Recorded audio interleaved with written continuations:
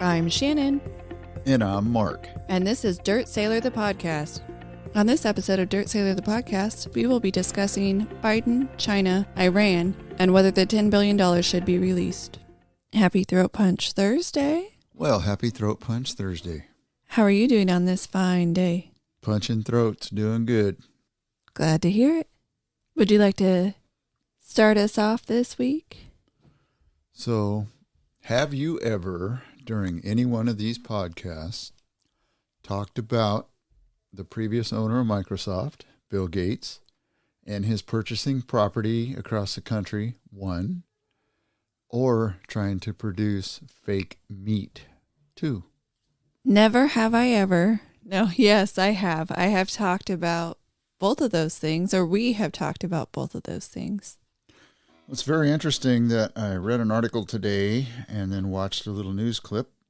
There just happened to be a gentleman on there from Virginia by the name of John Boyd Jr., who is the National Black Farmers President in the U.S. Okay. And he's trying to bring to light the fact that Bill Gates now owns 275,000 acres in roughly 19 states. He's trying to produce fake meat. The Chinese have purchased roughly, I think it was 384,000 acres of property nationwide. They are doing some interesting things with their land. However, Bill Gates is doing nothing with his. He's letting it, what's that term, fallow? Go fallow. He's letting it go fallow, and he's not doing anything with his. He is doing, though, the engineered seeds, or the GMO. Okay. Genetically modified. Yes, they're calling that bioengineered now, Yes. but yeah, I think GMO started to get a bad name, so they thought bioengineered would somehow give it a better name. Oh, bad names, kind of like global warming, Yes. climate change. Yes, you can't say global warming anymore, so every weather event, even though they say we're not talking about the weather, we're talking about the overall climate, but every weather-related event, Earth-related event is now climate change. It can't just be the Earth does stuff we can't account for. Right. Well, I found it interesting that those two, one a country, the other one an individual. The individual's almost bought as much property as an entire country that has a couple billion people. So anyway, my curiosity is, why would they be purchasing so much property? What's Bill Gates' end game? Is it to make money? Is it to legitimately help the population? Or does he think that he is now the mad scientist and he can genetically modify seeds and help create meat that's produced from a machine so we can stop killing cows? Or I don't know what the end game is. Here's what I found interesting, though. What did you find interesting? The amount of property that they own is nothing compared to our neighbors to the north. Canada owns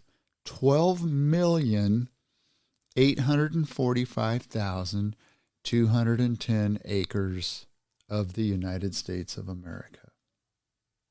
12 million. But they're not growing fake meat. They're not modifying seeds.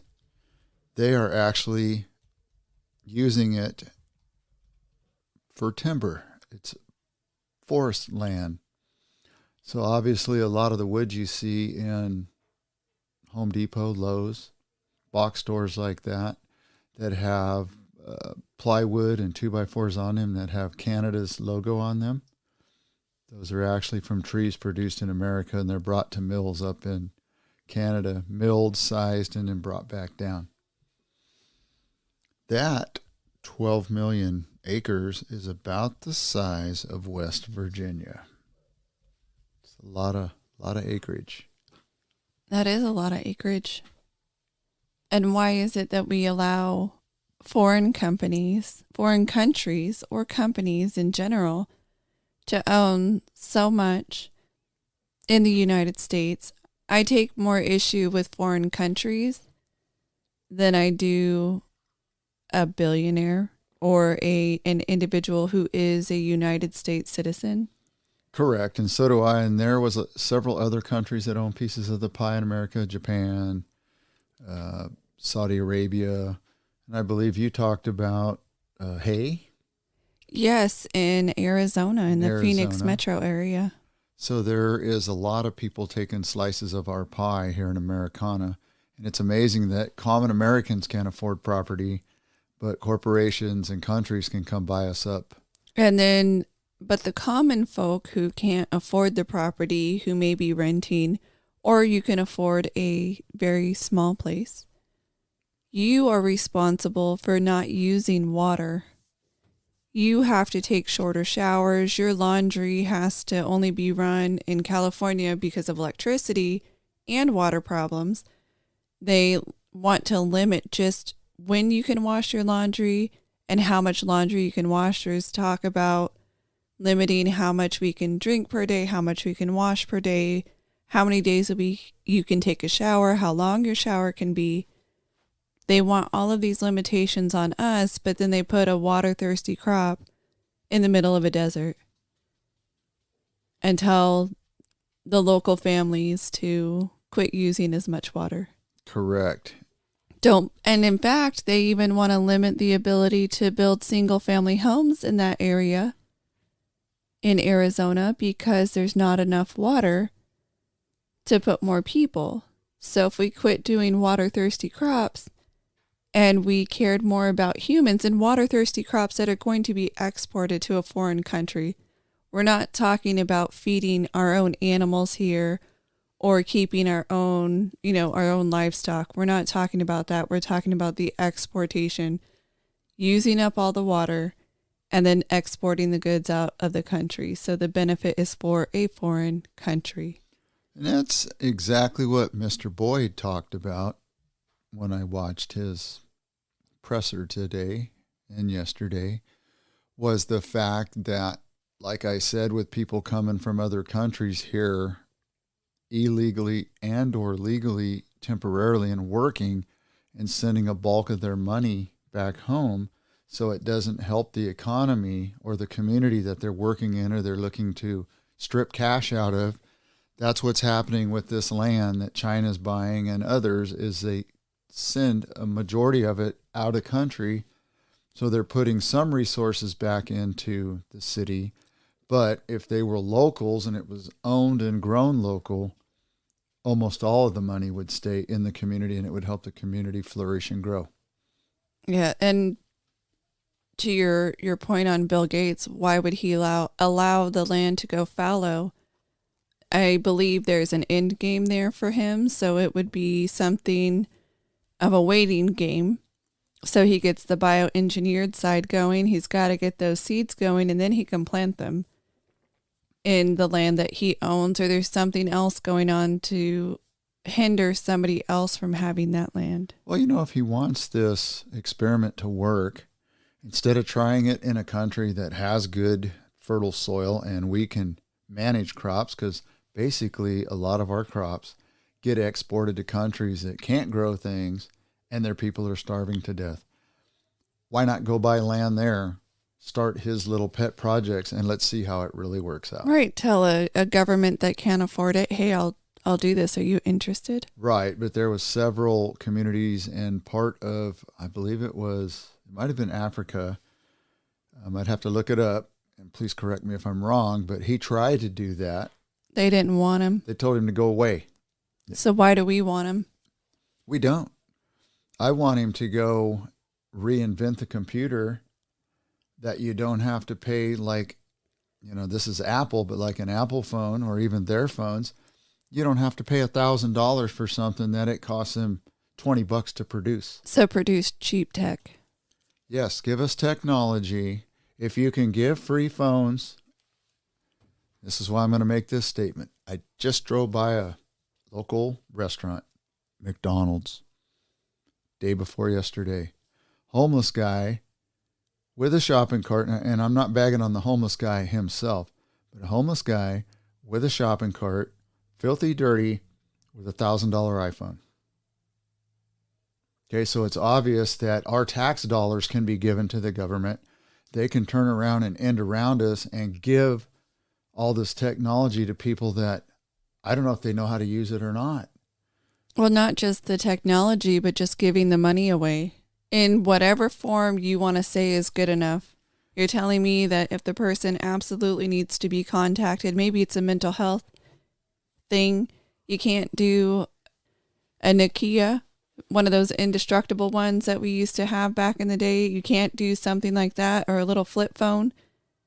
We can't go with, if we're saying that, oh, for mental health reasons, we have to make sure the mental health department's able to contact them or try to get them into a drug facility or whatever they want to do. But why is it that you get to decide what our money? Right, but how about priorities? Do we not hear continuous complaints from school districts about them not having enough money to educate the children, to feed the children, to repair air conditioners in schools, to build new schools? Well, if I see one person, that means nationwide there's hundreds of thousands with these phones. Okay, so taking it one step beyond the phone. So right now, the Pentagon is slated to spend nearly $270 million on a diversity agenda.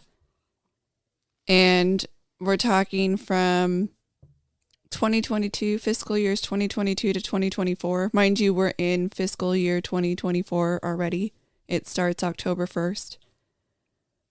We are slated to spend $270 million for DEIA. All of this funding, $270 million. You're telling me, I don't know, maybe in a school district where they can't get enough books, $270 million wouldn't make an impact? We're doing so much that we claim is for diversity, equity, and inclusion, and yet we're excluding more, losing more, lowering standards, giving phones to homeless people who will do what with it? What is the need there? What is the purpose? We're training people to make sure we have an impact on the workforce and the mission. Well, DEI has led to, in part, lower ability to recruit people to the military. So now we're having issues there. We're trying to say that we care more about men in drag. We care more about making sure that people of certain ethnicities are feeling welcome, that we do it to the exclusion of other ethnicities and somehow call that sane or fair. And depending on the day of the month or the month of the year, we change who we love more and recognize more and what we'll do for them. How about instead of spending money on training programs that ultimately don't lead us to military readiness, how about we find a different way? We give school books to children that can't afford the school books. We make sure that they have maybe even new clothes for school, being able to show up in a jacket in a cold place. There's so many things that we can do for our society, but instead we spend money on areas where we should limit our focus. Oh, it's because those are all paybacks. Because you got to look at the money. You always hear that saying, follow the money, follow the money. Right. Who is getting paid for these made up programs that they seem to have just made it up on the spot? As soon as it was the cool buzzword, everybody had their DEI business. And it was honestly a lot of white ladies. Well, I noticed that a lot of white ladies started getting paid. Maybe that's diversity right there. More women getting these contracts. But I noticed that a lot of DEI were Caucasian women-led businesses. Well, let me take you back in time to a podcast far, far since removed. We talked about this months ago.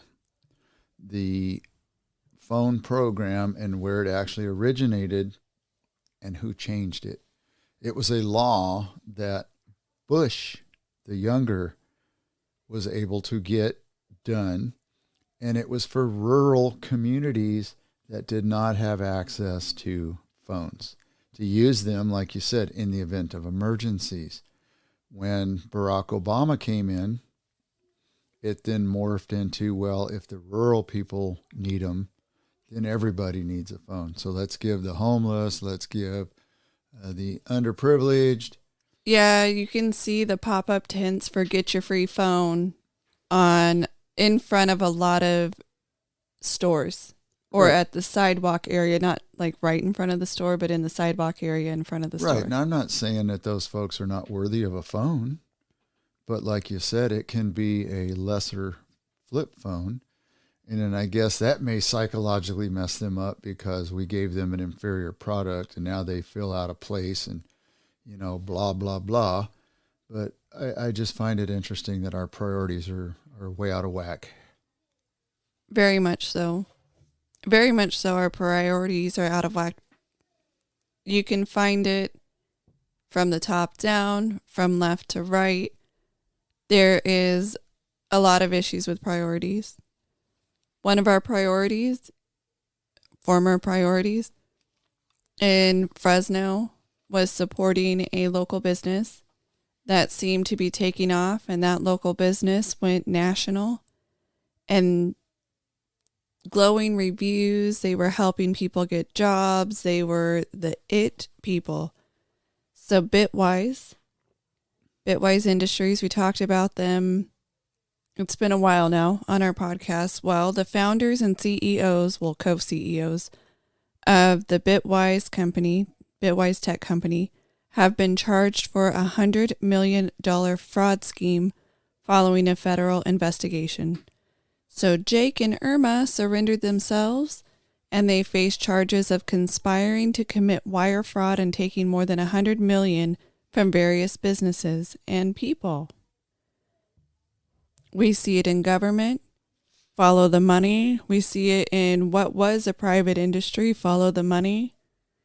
Well, how come you can do that with private individuals, but you can't do that with government employees or elected officials when you know that they are doing, a lot of them or a percentage of them, the exact same schemes that civilian folks are that aren't in government? And I believe they probably learned this from people that run the government, like Hunter Biden. Yeah, backdoor government runner, where he uses people's position to get more money that all he did was launder it up his nose. And with hookers, I guess it went other places, but his use of the money that he schemed from various worldwide sources went to hookers and blow. And somehow he only got notice as people yelled at the top of their lungs over and over again, "Why aren't you looking there?" And they, in fact, tried to fake his criminalness by giving him the sweetheart deal that the judge had never seen wording like that before, that was going to give him a free pass to so many other crimes. And because there were so many eyes looking at him, that deal imploded, and then they decided to refile charges, not even on the same crimes that he was originally pleading guilty to, and they were arguably lesser crimes. But here you are, you have this guy that the only reason they went after him is because they couldn't get people to stop talking about him. His laptop was out there. They had the perfect story of Russian disinformation, and then they even worked with big tech companies to suppress the story. Over and over again, you could not even talk about it without facing a lifetime ban for constantly giving misinformation. Well, and that's the thing. Had people back in D.C. done their due diligence, and they would have followed the money trail many, many years ago, they could have headed this off at the pass a long time ago. So we wouldn't be talking about it 10, 15, 20, 25 years later. Right, and there's no going after him anymore on many of these charges because the statute of limitations has come up. Oh, how convenient. Very convenient. Same with some of these other crimes that they talk about it. As long as you're on the right political side, and by right, I mean usually if you're on the left, you will get your case slow walked, and charges are likely to never happen. And case in point, case wasn't necessarily slow walked per se, but it definitely took a lot longer than it should have. And now they're saying they're not even going to charge Biden for any of his classified documents that he had scattered all over the country. They're going to give him the Hillary Clinton treatment, was you did a bad job and so did your people of hanging on to these documents. Bad man, don't do it again. Oh, so they need to do that for Donald Trump too. No, he gets prosecuted because he's on the wrong side. He's on the wrong side of history and the wrong side of the law. You can do almost the same thing or not even as bad. Trump had him in one place. He told people about them. He told the government about them. He even followed their protocol for locking them up per claim. Hey, put a lock on the door, do this, do that. And Biden's like, oh, oops, I managed to have thousands of documents. Some were even just randomly in my garage where a guy with drug problems who also meets with foreign nationals all the time, who, by the way, had money checks sent to the front door from those foreign individuals. Bad man, just don't do it again. Wags finger. Well, that's justice for you, isn't it? Yep. The Clinton justice. You get away with it. Yeah, smile. That old man is 81 years old. Doesn't know whether he's coming or going. Yeah, he looks like an iRobot vacuum that doesn't know where the next place to clean is, so it keeps spinning. Hasn't been programmed yet, so it circles. keeps spinning and bouncing off the walls. And thinks that, I think, 6 or 7-year-old girls are 17 years old. Oh, you have really pretty ears. Yes. He is a weird one. You know that people make the jokes about the uncle that's just a little weird, so you don't leave your kids alone with him. He's definitely that uncle that's more than a little weird, who repeatedly and routinely makes inappropriate comments about minor children. And somehow he's just a he's Uncle Joe. He didn't mean it. And he doesn't mean it like that. He's a man that we let meet because he's the, quote, president with the leader of a large communist country in China. And they allowed him to sign agreements or make agreements that will be continued and signed. And he goes ahead and takes away rules and regulations and laws that we have to put checks and balances on them so they'll quit stealing our information, our corporate rights. And he just says, don't worry about it. We just want, if you take care of the fentanyl, we'll go ahead and let this law go. We'll let this lapse. Well, I heard somebody say and use the perfect line the other day that Xi Jinping is Joe Biden's banker. It's all he is. He is beholden to China because he knows that if the real truth would come out, he would be busted. He is somehow beholden to Iran because now we want to give them another $10 billion. I don't care if it's their money or not. They are using proxy people to kill individuals around the world. They need to be held to account. We need to I don't have to repeat it because everybody knows what needs to be done. That's out there in the real world. They're the problem. The only way to fix it is to lock up the money and handle it. The way that I think about this is, would you hand your abuser the weapon for them to use against you Absolutely in an not. abusive relationship? So if you wouldn't hand them the weapon, in this case for Iran, the weapon is money, because that is how they're funding their abuse all over the world. They are targeting Americans. They are targeting Israelis. They are targeting people who disagree with them. And what do? We are funding that targeted attack. So if you got a hold of your abuser's checkbook and you knew that they were going to use it against you, and they're like, hey, give me the money that I had in there. I had some money stashed behind my my checkbook, give me the money, and you know that they're going to go out there and use it to abuse you some more, are you going to hand over the cash? No. So why would we do it in this case? No. I don't care if it's their money. They are using that money to personally attack Americans. They want death to America. They want death to our friends and governments around the world. So why would we say, oh, you're going to use it to attack, insert another country? Sure, we'll hand you the cash. I don't care if it's theirs. So if they had nuclear weapons that somehow we got a hold of, somehow we were able to tag them back, would you say, oh, but the nuclear warheads belong to Iran, you need to give them back? I don't think so. I don't understand the argument of, well, it was their money. Just like one person should not have that much power. I'm sorry. That is something that needs to go before Congress for checks and balances, and they need to look at it, talk about it, just like we do with aid to other countries, and make a decision as to whether they should get $1 or all 10 billion.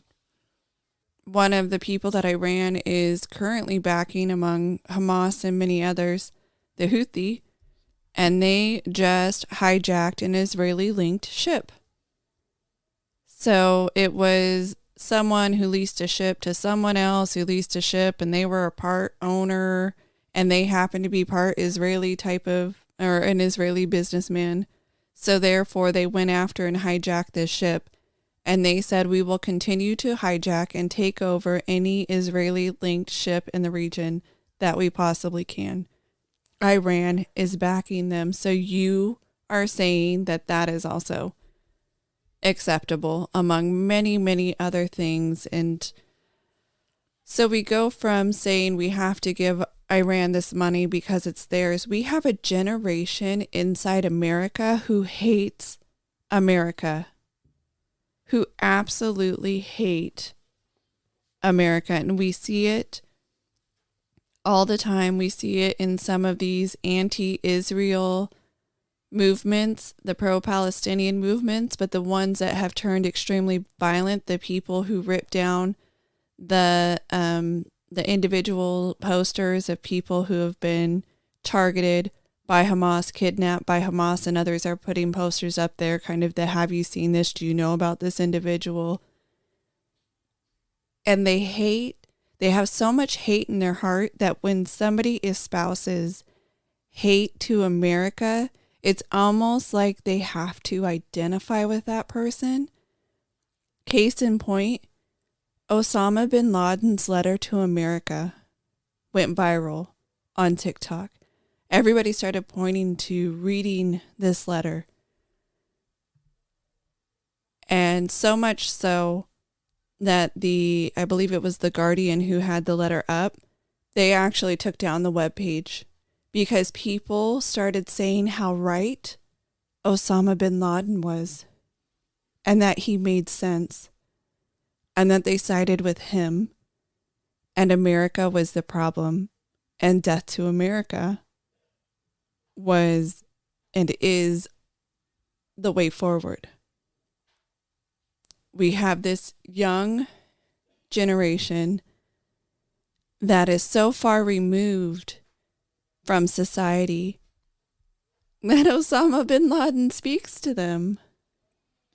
Well, there's definitely a divide there in truth. Back that up. There's a lot to say about fact versus fiction versus reality when those kids are being brainwashed and they don't understand. And they're kids. They're young people. Looking at the United Nations General Assembly, they're not young people. And their hatred towards Israel is blatant and out in the open. And every time there's hostilities from somebody else, and we'll say Hamas this time, towards civilians, their first reaction is to do a resolution calling for an immediate, durable, and sustained humanitarian truce between Israeli forces and Hamas militants in Gaza. Why don't they come out with a sustainable resolution that says, terrorists, militants, surrender. Put your arms down, and I mean your weapons. Put your arms up meaning your hands, and turn yourself in. Not Israel, who was attacked by something that was unprovoked, because they had given up the Gaza Strip, I believe, back around 2006. 2005, they officially stepped out of the Gaza Strip. And that was almost the beginning of a two-state resolution like everybody asked for. The only problem is Hamas doesn't want it. Let me tell you how I know that people don't want it over in the Middle East. Do you know how many times Israel's been attacked or had to defend themselves since 6 million of them were slaughtered during World War II? Specifically, no. Okay, I'm not going to give you the names of each conflict because you can look that up. It's very interesting. Report back to me when you look them all up. I'll give you the years that they were either under attack, had to retaliate, or had citizens murdered or kidnapped. 1948, 1956, 1967, 1967 through 70, 1972, 1973, 1976, 1978, 1981, 1982 to 85, 1987 to 93, 2002, 2014, 2021, 2022, and now 2023. So. And the response that I've heard most often is, well, you can attack your occupiers and it's not considered a bad thing. And then they talk about the Gaza Strip a lot. The individuals who would be labeled as Palestinian if Palestine were to become a recognized state of its own had much more land than the Israelis at the onset. And it was through continued war and attacks that Israel actually eventually took over more of the land after essentially the other side lost the war. Correct. And the West Bank was going to be the beginning of a two-state resolution. Twice, by two different entities, the PLO and by just a regular Palestinian Authority. However, that's not the solution. Because if it was, they would have two states and they'd be living in peace. It's interesting that even going back to the United Nations in 1948, when they started parsing out the land and the Arabs said, nope, not going to happen. That's why they went to war. It's very interesting that it's always Israel's fault. It's always the Jews' fault. Well, if you look at Osama bin Laden's letter to America, it's because that is Arab space and it can never be Jewish space, and the Jews could never be allowed to have their own independent state, and that was part of the problem. And so the whole area needs to solely be Palestinian, and the Jews aren't allowed to have their own land, and that's just how it's going to be. That also apparently really sings to the young generation these days. Right. So I know that's a slight tangent. Yes, I did go and read Osama bin Laden's letter to America, but apparently I have a different view when I reached the end of that letter to America, and it talks a lot about Palestine, actually. So the connection, I promise, is there. But with everything going on, part of the two-state solution that they routinely offer that gets rejected by Israel, in part, not for Palestine to have its own space. They absolutely have said yes to that. But it is where all of the displaced persons need to be returned to the houses that they were displaced from inside of Israel. And that number that originally happened back in 1948, because they include every single descendant born since then, that number ballooned from hundreds of thousands, which again is a big number, to over 5 million. So you have to absorb 5 million people into your country, into Israel, in addition to they also get all of the other land that's still a part of the two-state solution. And basically ceding half their country is not a part of their two-state solution. Because then you end up with people who absolutely hate Israel occupying Israel. Among others, there are people who live there that don't hate. Right. There's a lot of haters and non-haters in every country and every community across the world. But what I found interesting was about how many countries are there nationwide or worldwide? I'm going to go with 186. 195. Oh, sorry, I got it wrong. Okay, so out of the 195, 20 of those countries do not have diplomatic relations with Israel. And the amazing thing of that number is almost every one of them are Muslim countries. Because they don't believe that Israel has a right to exist. Correct. So what's the two-state solution? There isn't one. If you take all the times that Israel's been at war with somebody and had to defend themselves, you look at the Holocaust, which a lot of these folks were deniers and said it never happened. Until what? They found the ovens, they found the dead people and other things. And it wasn't just Jews that were burned. There was a whole lot of stuff going on there. Hitler was an evil man. Yes. And he turned common citizens into evil people. Right. And how did he do it? He started with the children. Yes. Or I should say continued with the children. I mean, obviously he got into government first and there were people who were following him, but then they started turning to the children to say, turn in your parents if they are not towing the exact Nazi party line. And so then children would think that they were doing the right thing by turning in their parents to their teachers. Correct. And Israel, I believe this time, has looked at what happened 30 some days ago and decided if they don't do something dramatic now, their existence is done. There's going to be a two-state solution, but it's going to be Palestinians and others living in Israel, not Jews, because they will go from the river to the ocean. I believe that 100%. You don't behead kids. You don't rape and murder women with GoPros on your head for criminy sakes and not have psychological issues. And if you have a big portion of that population following that belief, you're not going to stop it. You're going to kill the first group, and then they're just going to regenerate themselves. So this will probably be an ongoing thing for another 1,000 years. So they either have to accept the fact that they've got to take every one of them out, and they're going to have to guard their entire country by just not letting anybody else in. Having a two-state with Palestinians, but they're going to have to lock down the country. There's no other way. And looking at the northern part of Gaza, I've looked at probably 5,000 different angles. The entire north of that strip is decimated. And now they're marching south. And who will not let them come in as refugees? Egypt.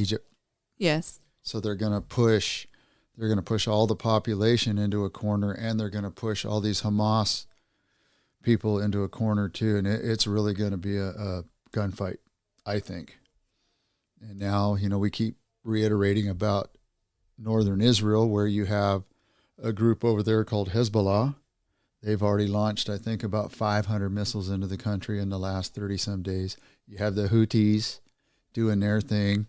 You have others in the West Bank doing their thing. So this thing will, at some point in time, set off into something far more serious than what it is, in my humble opinion. Either that or they'll destroy Damascus, and we know where it goes from there.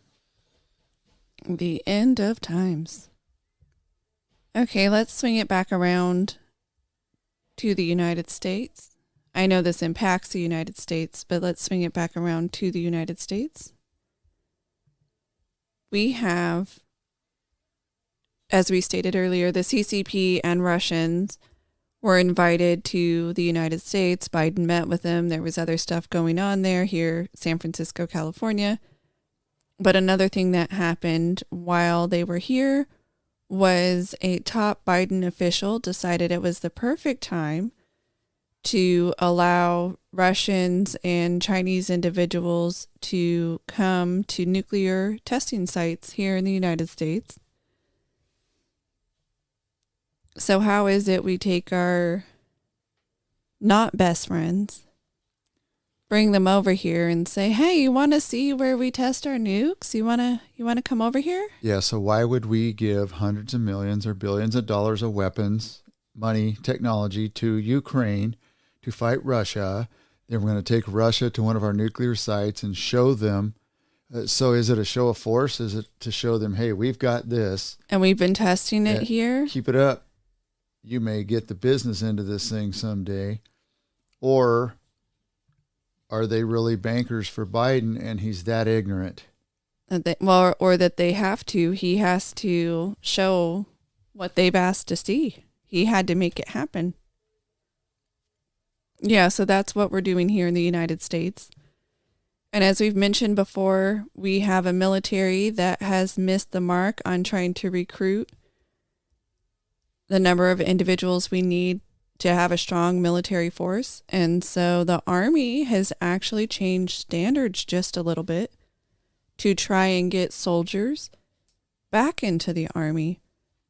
So for those former members who were kicked out of the military, more specifically the Army, because they would not get the vaccine, they wouldn't get the shot, they are getting a letter from the government asking them to consider coming back, and they'll change their re-enlistment code to re-enlistment eligible, because when they refused the shot, they were ineligible for re-enlistment. So apparently they've decided that of the 8,000 troops that were kicked out, tens of thousands of National Guard members sidelined, losing drill pay, couldn't re-enlist. Well, now we need them, and we're willing to overlook that fact. Would that be that the experiment failed? It would appear that the experiment failed, because if the experiment was a great success, they would stick with this and stick to their guns. Right. Isn't it interesting that these Army soldiers and probably Marines, Navy, Coast Guard, they go to war, they can die, they can smoke cigarettes, they can drink alcohol at 18 years old. Don't take a shot, you get kicked out. I think we had our priorities all wrong with that one too. We definitely have a priority problem in our government. We have a priority problem with the FBI. A few different things have gone on with the FBI over the years that we've talked about. We now have an FBI whistleblower who had his house raided after becoming a whistleblower and alleging certain Russian intelligence agents may have compromised a high-level person. And they stopped this individual from investigating, and then later they served a search warrant claiming that this particular individual must have had classified documents, and went to his house and took all of his computers and electronic items, and it included seizing 9 laptops, 3 smartwatches, 6 tablets, 2 phones, and a desktop computer, which also belonged to his wife and children. And they were claiming, they were labeling it classified material, possible classified material. The lawyer said, after talking to his client, they actually found no classified information during the raid, but he was a whistleblower. Well, see, only for thee, not for me. But Joe Biden, because of his name, can get away with doing worse, and he's not held to account. They don't raid his house. He took documents home while he was a U.S. senator against the law. He took documents home while he was a vice president against the law, yet he's not going to be held to account. How awesome of a country we live in. That's why I tell you that, and I ask you that question all the time. Do you still feel this is the greatest country on earth? I don't. I don't think it is. I think it could be, and I think the people, the individuals, need to take back their country and quit accepting this kind of garbage from our government officials. Yes. And speak up to that fact. I mean, we have, in one case, the FBI was looking into a pedophile, and they ended up having specific evidence against this pedophile, including pictures, videos. They had contact information. They had what they needed to go after this individual and prosecute this particular individual. And they had it in 2020. And they let the investigation go on. So what happened? January 6th happened. So this FBI Washington field office decided to stop going after pedophiles and solely focus on January 6th. This particular pedophile ended up moving to Alaska. The FBI agents, kudos to them at the Alaska office, caught this particular pedophile re-offending or offending against a new person, and they were actually able to go after this person. And then they found out that the FBI at the Washington field office actually had everything needed to prosecute, and ended up prosecuting the other case too, going after that because they had everything wrapped up with a bow, and they dropped that case for January 6th. And what are we finding out with January 6th? Were there some individuals who needed to be prosecuted on January 6th? Yes. But now that all of the videos are being released, we see the police officers walking people through the Capitol. We see them standing by, letting people walk through the Capitol. There was an individual who was handcuffed. They unhandcuffed him, gave him a fist bump, let him go on with his day. We saw them walking around, QAnon shaman, leading him, parading him through the Capitol. Hey, go here, go there, look at this, look at that. There were bad people on that day. There were people who assaulted and beat other individuals. Hey, let's go after the bad guys. Instead, you went after grandmas. You went after people who touched foot inside the Capitol. You went after people who didn't even go into the Capitol, who did go to the rally and then left. You had people who were in the vicinity, but because of geotagging and geolocation, you went after the geofencing. You went after everyone who could have remotely even been near a building that never went in. We now have, you hid the video evidence. You hid it. You only showed the certain sparks of anger and the bad moments, but people were there, had a whole different experience, and you would not allow that to be seen. And that's why I say that the American people are the greatest on earth.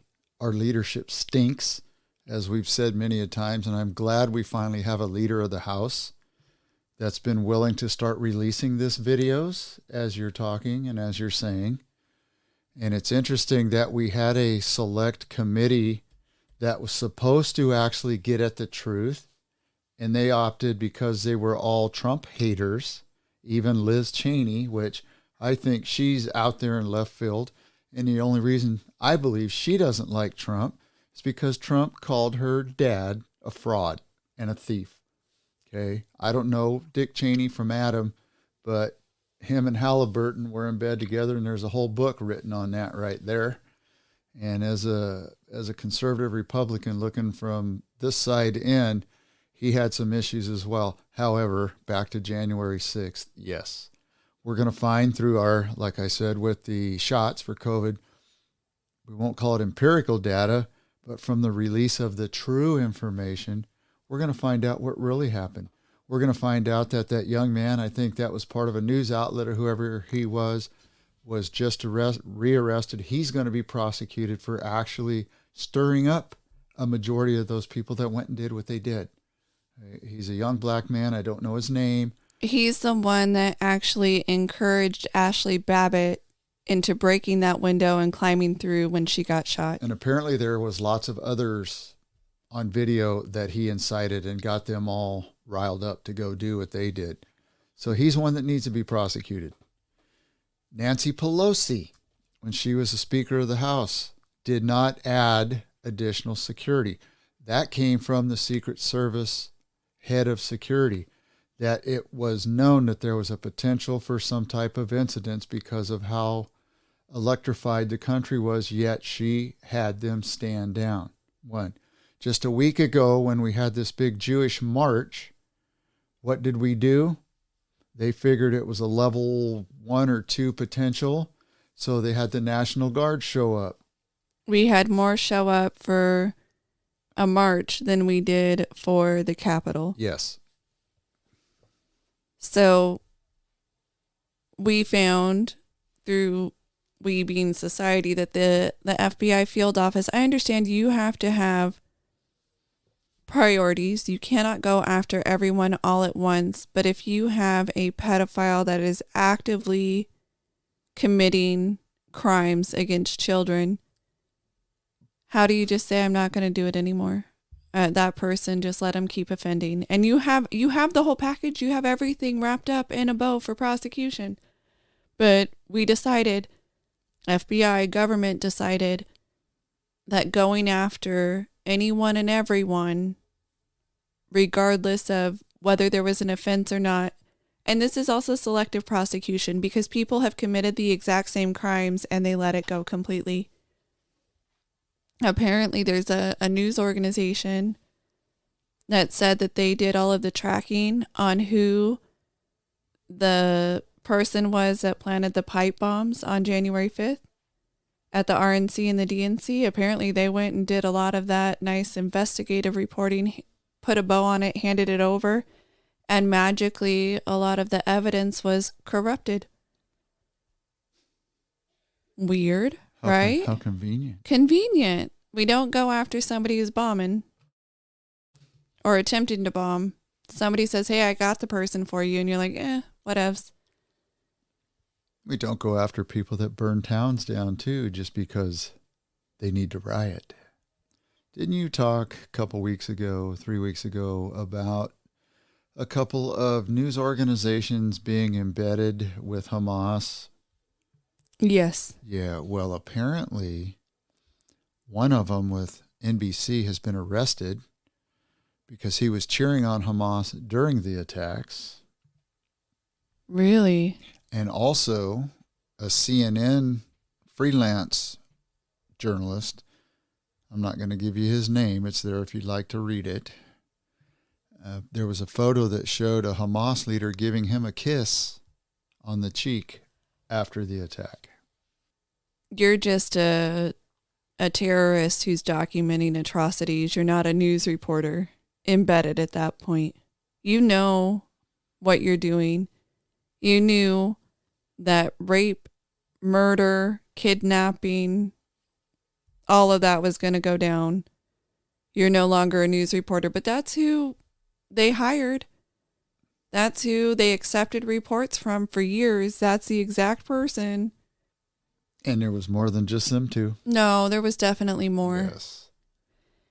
And I would like to make it clear, because sometimes I think I'm not clear on this point, just talking about Palestine and Israel. I 100% believe that Israel has a right to defend itself and to also stop future attacks. I don't think that they constantly have to be on the defense and just get attacked over and over again and stop an attack and not be allowed to go forward from there and stop the people who are going to continue to attack them. I 100% believe that they have the right to stop Hamas and to go after leadership and go after the people who are committing these atrocities against them. I also do not believe that the answer or position is, well, we need to indiscriminately drop bombs or kill babies, because that seems to be the argument, that they're killing children. In a perfect world, no babies, no children would end up being casualties of war. And I don't want for our listeners to think that I support the death of children. I feel like sometimes when I'm talking about Israel and my support for being able to shield oneself or protect oneself and saying that they have the right to go after Hamas, people take that as I also support them killing children. I don't think they have that intention, because they give so much warning every time to get out, go get out of here. Don't stick around. We're coming in. They give warning. Like, who who gives warning? We didn't give warning to Iraq. We didn't throw leaflets when we invaded Iraq in 2003. We didn't say we're coming, get your civilians out of here. Well, see, you nailed it. I had to hold my thought and hope that I could plug my ears and keep it in my head so it wouldn't go away. You're 100% correct. Israel should not have to always be on the defense in their lives, as well as the Palestinian people should not always be on the defense being used by a terrorist organization as human shields. And when civilians are killed, you are correct. Israel goes out of their way to try to mitigate one civilian death. But when you have the enemy that they're fighting putting themselves behind these children, i.e. this hospital, and having a command and control center underneath it, it's inevitable that a percentage of human life is going to be lost that otherwise shouldn't be. Okay. That's why I say it should be in the best interest of the UN and these Arab countries to say, Hamas, you lose. You're causing mayhem, death, and destruction to thousands of your fellow citizens. Put your arms down, raise your hands up. Enough is enough. But it's obvious that the UN wants a humanitarian, peaceful pause because they want to give this group the opportunity to reconstitute themselves over the course of the next 4 or 5 years. And they can't do it. They just cannot do it this time. You know, what's an acceptable number? I think I said that or made that statement last week or a couple of weeks ago. What is the acceptable number of deaths to attain your end goal? I don't know. But unfortunately, little kids, and it's heartbreaking, are going to be part of that equation. Okay, so I'm going to bring it back stateside. I'm going to try to keep it stateside, but sometimes little tangents do come up because we have different points or epiphanies as they go out. I have brain firing neurons. Can I add something real quick before absolutely. you take it back to the States, but this actually is in the States. So all these young lads and ladies protesting across the U.S. and all this support for this terrorist organization and for Osama bin Laden's letter, a recent poll shows 4/5 of Americans support Israel over Hamas. Okay, 80% of Americans. Okay, so I'm actually going to keep it here, but there, but everywhere. So keep it real. I was listening to news radio this morning, and one of the individuals on this particular news talk show said that he is of Jewish descent, and he's mixed, he's 50-50. But he said on his Jewish side of the family, they are all Democrats. All of his extended family, they've all been big into the Democrat Party. And he said that until recently, which is until October 7th, big Democrat supporters. But as we've seen the split and divide, they've started to question where that barometer lies, I guess you can say, because they realize that some of the people that they were behind, some of the Democrats that they supported, were actually not very supportive of the Jewish nation. However, you also have seen that big split in the Democrat Party where you have so many in the Democrat Party who do support Israel, and then the ones that don't, that it's actually splitting the Democrat Party. So they're seeing some waning in their family on where that lies. It's not like they're all of a sudden becoming conservatives, but they've had the biggest level of support from Republicans. So it's kind of been a weird area for them. Yeah, so it's kind of tugging at their heartstrings and kind of dragging them in one direction. It is. So that's been a big, that was an interesting Well, you see that a lot, and I don't know what part of the Democratic Party it is, but what do you see in California with homeless and with gun rights and with pollution. Everything that's run here is run by Democrats. Democrats. We have a super majority of Democrats as our representatives. Multiple mistakes on a monthly basis. You go back to Washington, D.C., highest crime rate, I think, across the country. Who runs the state? Or it's not a state. Who runs D.C.? Yes, it's Democrat. All Democrats. You go to certain cities within Texas. Who runs them? Democrats. Right. You saw a huge crime wave in Austin, and they had to defund. They went with a big defund the police, and then Austin, they won't even show up to certain types of crimes. Maryland, Oregon, Washington, and a lot of the states, I think about 20 of them, that are run by Republicans or independents. They're not perfect by any means. There's still crime. They're still nuts. But the lunacy is far less than in most of these Democrat-run places. And what do you see in support for Hamas, support for China? It's mostly in those Democrat-run areas. In that Democrat demographic. Is it a disease? I don't know.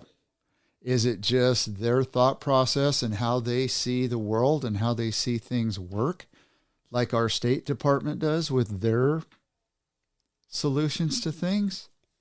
There definitely seems to be a thing there, and I call it a thing, but there's definitely something there with how certain groups within the group view the worldview. So talking about a worldview, a lot of Christians look at the United States as in a post-Christian climate. It seems like we've pushed so far away from Christianity that Christianity is such a dirty word. And do you think that's why the country's in the state it's in right now? Because if you look at the Bible and you understand what could happen if you don't follow the rules, what's going on from east to west, north to south, we're in total disarray. Yes. So just looking at the new House Speaker, Mike Johnson, he went on CNBC. And so he was called out, if you will, by CNBC talking about the separation of church and state, because he said that the Bible is his core. And that's, that forms his belief system. Right. And that's a fallacy. There is no such thing as separation of church and state. I'm sorry. I didn't mean to interrupt you. No. That's where I'm going with this. But he talked about the Bible being the core for him and his belief in God. And then all of these political types and just came out and said that this is horrible. This is terrible. You can't have a Bible believing person who has the Bible at their heart be in leadership because you have to be completely separate.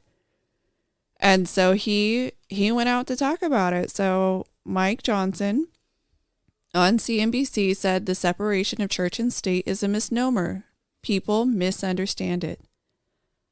So of course it comes from a phrase that was in a letter that Thomas Jefferson wrote. It's not in the Constitution.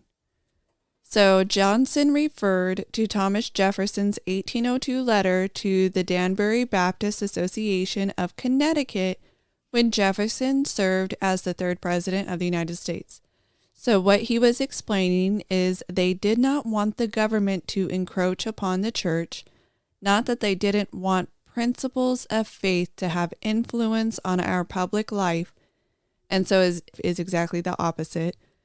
So he then referenced George Washington's farewell address delivered in 1796, which stated, "Of all the dispositions and habits which lead to a political prosperity, religion and morality are indispensable supports." So then there's other letters that he mentions. John Adams' letter to the Massachusetts militia in 1798, "Our Constitution is made only for a moral and religious people. It is wholly inadequate for the government of any other." So Mike Johnson went on to say, they knew that it would be important to maintain our system, and that's why I think we need more of that. Not an establishment of any national religion, but we need everybody's vibrant expression of faith because it's such an important part of who we are as a nation. Yes. And that's why, and I want you to finish, it's interesting when you are a member of Congress and you are an atheist or agnostic, they don't bust you down or try to, like they tried to bust Johnson down. And we are all shaped by our worldviews. We are all shaped by the way we were raised, the area of the country that we grew up in. So some of the things that are acceptable in one part of the country are not normal in another part of the country. And that is not that can be irrespective of religion. What is it? Ooh. What? That is exactly why, and we always hate to talk about the A word, but that is exactly why the Supreme Court kicked abortion back to the states, because every state is different and every demographic is different. And that's starting to bear fruit because you can see some states that are staying with no abortion or anti-abortion laws while others are passing their own. Right. You have, and that's a good point. Every state is different. So we have states' rights. That was something that was supposed to be across the United States. Certain fundamentals enshrined in the Constitution. We go with the Bill of Rights. We have 27 amendments. So we ended up with 27 amendments. We ended up with a situation where we say that it's binding on the states, that the states have to abide by certain principles. But all others, that's up to them. We don't say that as far as taxation, we don't say that everybody has to tax exactly the same, collect it exactly the same. Even voting, I know we've kind of gone with this federally where they want to make everybody do everything exactly the same. We all vote differently, and that's because the states get to decide in part how they're going to vote. We don't caucus here in California. In Iowa, they caucus. You have to show up at a building at a certain time, and somebody will hold a sign of whoever they're voting for. Johnson, if it were Johnson, or if it was Kamala Harris, they would hold up a Harris sign, whomever, for whichever office. And it's okay, we're voting for president, stand in front of the sign, and then they go count all the people that are standing there. Okay, we have 27 for Harris, 47 for Biden. Biden won this one in our little small area town. We look at abortion. Certain states say, yeah, we're going to extend that right up into XYZ number of weeks. Or we're going to say to the point that it's medically necessary, doesn't matter the number of weeks. Others, 6 weeks after that.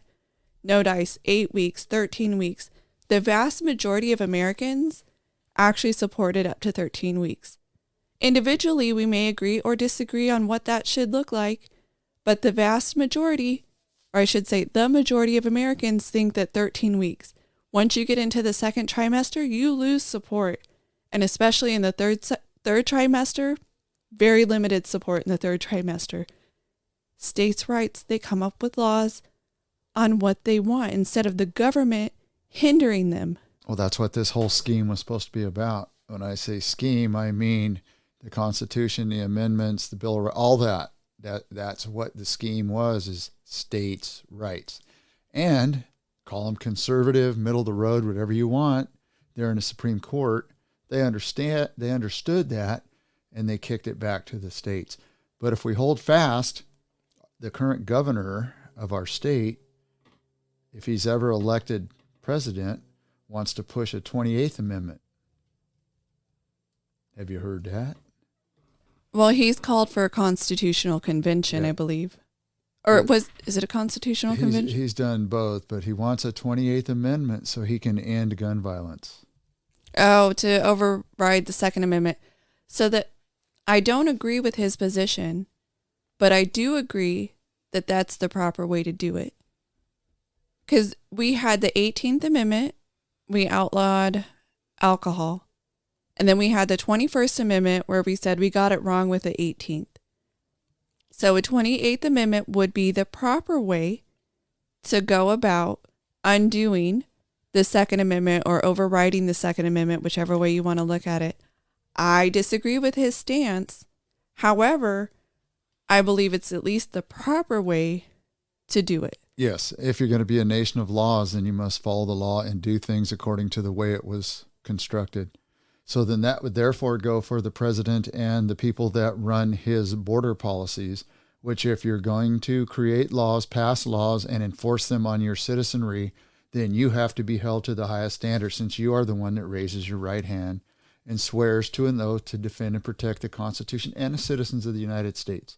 Because we get out of states' right, we get into federal rights, and that's one of their number one goals, is to protect the citizens of the United States of America. And they're not doing that right now by not following their own policies and laws and shutting down that southern border and keeping these terrorists from coming up here, keeping people that we have no medical history on. We don't know who the heck's coming up here. And just in the last 11 months, since this is November, fiscal year 2023, there's been already over almost 3 million people pass through that southern border. And that's the GOTS. We don't know about the gotaways. Right. The estimate is over 5 million total, with the haves and the have-nots. Because we have too many gotaways. So a couple things. It is the 14th Amendment that made the constitutional rights binding on the states.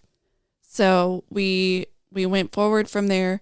We have a southern border. So to reach back to something we talked about earlier with Biden meeting with China to make sure fentanyl isn't manufactured and coming up through our southern border. Hey, if we had a secure southern border or a secure northern border, we wouldn't be worried, or as worried. We'd be stopping that fentanyl from coming up through the southern border.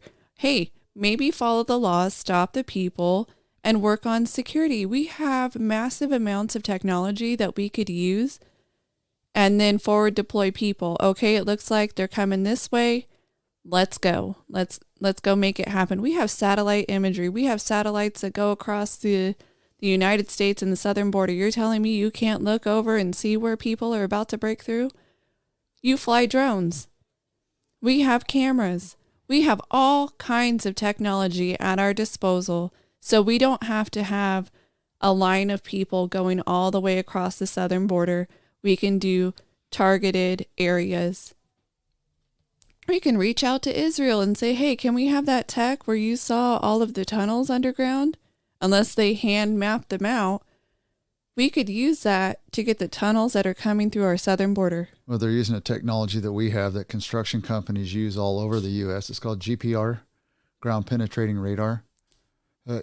Question I have for you: if the fentanyl issue has been around in America for years, and China has denied that the problem was from them, so since they say they're going to slow the production of fentanyl down, they're going to help curb this, does that mean they now have admitted that it was from them? To all the deaths in America, that it was from them? So then if that's the case, a smart lawyer, because I'm not one, needs to pick up on that speech, and he or she needs to file a class action lawsuit against China for all these deaths tied to fentanyl that has come from China. That would be billions upon billions of dollars I would sue them for. I'd even take part ownership in the Great Wall if that's what it took. Almost guaranteed Biden would sign something that says that we're protecting them because they're now doing the right thing. Hey, do you know, from what I understand, that Great Wall is a heck of a feat of construction, yet parts of it are crumbling and falling apart because it's so old. It's so old, and that was forced labor. So should we also destroy that wall? Yes. So I want to go to a special I watched. I watch a lot of YouTube because I'm waiting to see my ugly mug on there. So it was about, remember Steve Irwin? I do remember Steve Irwin. Crocodile Man? Yes. So it was about him and his upbringing and why he was so focused on saving the planet and animals. And there was a lot of property that they owned over in Australia and that they didn't own, but they ran a big preserve. Well, there was a fight with a major company because guess what was under the soil? Minerals that this company wanted. And they said, oh no, we can work in concert with each other. If you want to watch the episode, it's really good. It's about an hour long. And his wife defended in court this land, and she ended up losing ultimately. And if you go look at some of the lithium mines and some of the other mines that they've dug down hundreds upon hundreds of feet and just stripped it, that's what it looks like now. It looks absolutely terrible, these stripped out places in the middle of all these beautiful forests. And yet, we here in the United States totally accept that so we can be green. We can save the planet by destroying the planet. Well, let's see what happens down south where we talked about the Salton Sea and a potential lithium find there that may be one of the largest in the world. We'll see if they've come up with new technology to mine that, or if maybe they're going to use the China philosophy and the Uyghur Muslims, and they're going to dig it by hand with little kids. That's the way to go. Cheap labor. Apparently. Let's use the same competition, right? Absolutely. And there was something, I wish I could remember the phrases because I didn't watch the speech with Biden in China because I didn't want to vomit, because I don't care for any of them that were there. But they also released some document now that allows something that China can do with the Uyghur Muslims and not get in trouble for it. It's partial data mining and facial recognition. There's a bunch involved in that whole package, so they can now add them to the social credit system where they physically take them to the job sites, where they treat them like North Koreans, where you automatically, because of who you are, start with less social credit, because that's what China's doing that social credit. Very possible. Let's talk about keeping things green. So one of the things that Trump was accused of is if he held on to power, he would abuse his power. And if he becomes president, again, he will further abuse power. He will use wartime acts, use the military against its own citizenry. Well, what has Biden done? He's used wartime powers to fund electric heaters. He's actually using a wartime powers act. What did our former congressman say many times? If you want to know what they're doing, whatever they're accusing you of is exactly what they're doing. And he's doing that. He is taking power where he has none. I mean, wartime power act, Cold War era, doing whatever it is that he can. We're supposed to be green. We're going green. So he's going to use this to take money and give it to certain specific companies that are his BFFs, and he owes, I'm sure, some credit to. And then what are they going to do here with PG&E in the Central Valley? Well, PG&E, with all of its fires that it has started, despite the fact that our bills are higher, like 4 times higher than those in many other states, they're not high enough. So PG&E bills starting next year are going to go up $32 a month. So we can pay for the burying of lines instead of having those lines that are above ground that they have not maintained. They blow down, they spark fires, Paradise Fire, other fires that have happened across California. So now our bills are going to go up $32 a month for that. They already have passed a social equity sort of thing. So our bills are going to go up based on our money, how much money you make. So you'll also have another fee tagged to your bill based on how much money. And what do you think the odds are that they'll actually complete these projects? It'll take them 30 years. And then the technology will change, so they're going to have to rebuild the people 30 years from now to cover the cost of that. All you got to do is go back and look in history, and you can see the Ponzi schemes these people have run their entire business careers as long as they've been a utility. Just like solar. Go solar. We'll help you. You can stick it back in the grid and we'll pay you X to cover your cost. Well, they've lowered X again, and that's NIMS 3. And I hear scuttlebutt already from a couple solar companies. They're already talking about NIMS 4 and 5.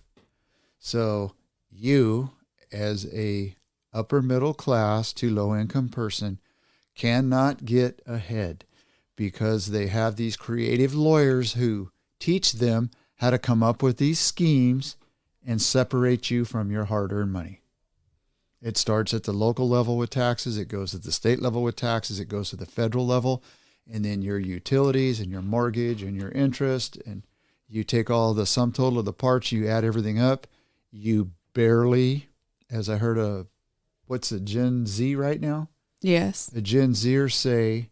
Oh, Gen A? No, Gen Z. Gen Z, a house rent in 19 whatever, I think she said 30 or something, was like $10 a month. Now it's over $2,000 a month for the same size apartment. Right. There was even a comparison of, I believe it was like the 1980s. You could have a banker's salary, $32,000 a year, which was considered a very good salary.